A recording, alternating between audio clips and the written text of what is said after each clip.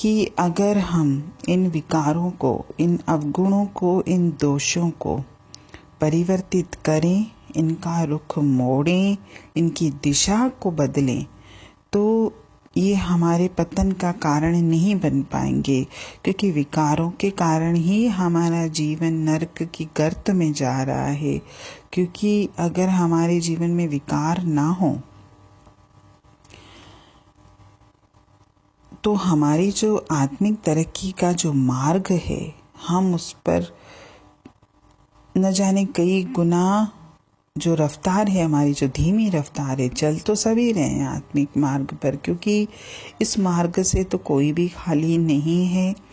हर इंसान उस परमात्मा को मानता है, चाहे वो किसी भी रूप में माने, चाहे वो उसको पूजा के रूप में माने, चाहे उसको आरती के रूप में माने, चाहे पाठ के रूप में माने, चाहे वाणी के रूप में माने, मानता हर व्यक्ति है।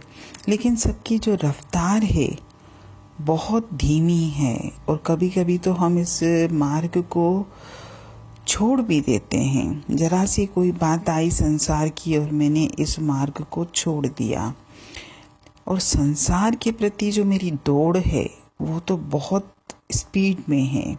तो अगर मुझे अपनी आत्मिक मार्ग की रफ्तार को, स्पीड को बढ़ाना है, तो सबसे पहले मुझे इन विकारों का रुख मोड़ना पड़ेगा। इन विकारों को मुझे गुणों में परिवर्तित करना पड़ेगा, ताकि मेरी जो इस मार्ग की तरफ दौड़ है वो बढ़ जाए।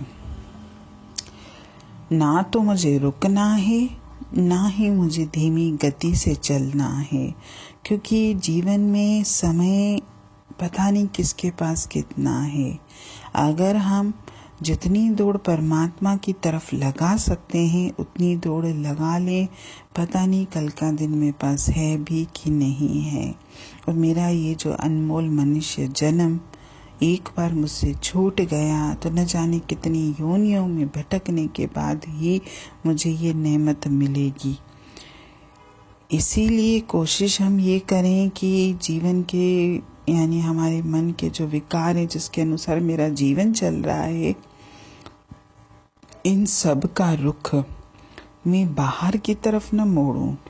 इन विकारों को जब मैं अंदर की तरफ ले जाऊंगा तो ये विकार सब परिवर्तित रूप में हो जाएंगे, और ये सब मुझे परमात्मा को प्राप्त करने में सहायता देंगे, मेरे सहायक बनेंगे, मेरी आत्मा के सेवक बनेंगे। अभी तो ये जो विकार हैं हमारे मन के, ये तो हमारे मालिक बन के बैठे हैं। जिस दिशा में ये हमको चलाते हैं हम उस दिशा में दौड़ लगाते हैं। लेकिन ये विकार जब मेरे अंतर में आ जाएंगे, जब उसको परमात्मा का संग मिलेगा, जब उसके प्रतिकूल गुण हम धारण करेंगे, तो अपने आप ही हमारे ये विकार जो मेरी पतन के कारण हैं हट जाएंगे। फिर ये मेरी तरक्की के कारण बनेंगे, ना कि मेरे पतन के कारण। क्योंकि विकार जब परमात्मा के से जुड़ता है हमारा कोई भी, तो उसमें पूरी वाणी में 4-5 दिन से यही बता रहा है कि वो ईश्वर के मार्ग में प्रतिकूल गुण धारण कर लेता है, संसार में वो नहीं करता, जबकि हमको करना संसार में ही है, क्योंकि इस देह का जीवन तो संसार में ही चल रहा है। लेकिन जब परमात्मा के रूप मार्ग पर ये प्रतिकूल गुण मेरे अंतर में आ जाएंगे, तो धीरे धीरे उस परमात्मा की शक्ति से मेरा जो बाहरी जीवन है, जो विकारों से भरा हुआ है, धीरे धीरे उस पर भी असर आएगा। जब हम अंतर में क्रोध हटा के क्षमा का रूप बनेंगे, तो ये क्षमा मेरी बाहर भी प्रकट होगी। अभी तो हम अंतर में क्रोध से भरे हुए हैं। अभी धीरे धीरे जैसे इच्छाएं मेरी कम होती जाएंगी अंतर में, वैसे वैसे मेरी इच्छाओं बाहर भी कम होती जाएंगी। अगर मुझे अंतर में संतोष आ जाएगा, मुझे लोभ लालच नहीं रहेगा, तो ये मेरी रहनी में भी दिखेगा कि मुझे किसी चीज़ की लालच लोभ नहीं है। मुझे परमात्मा ने जो दिया है मैं उसमें संतुष्ट हूँ। ऐसे ही मोह है, ऐसे ही अहंकार है। मोह मेरा हटेगा जब मैं उस परमात्मा से प्रेम करूँगा। जैसे मैं परमात्मा से प्रेम करूँगा तो मैं सर्व से प्रेम करने लगूँगा, सर्व में उसी के दर्शन करूँगा। फिर ना तो मेरे लिए कोई अपना है जिससे मैं मोह करूँगा, ना मेरे लिए कोई पराया है जिससे मैं द्वेष करूँगा।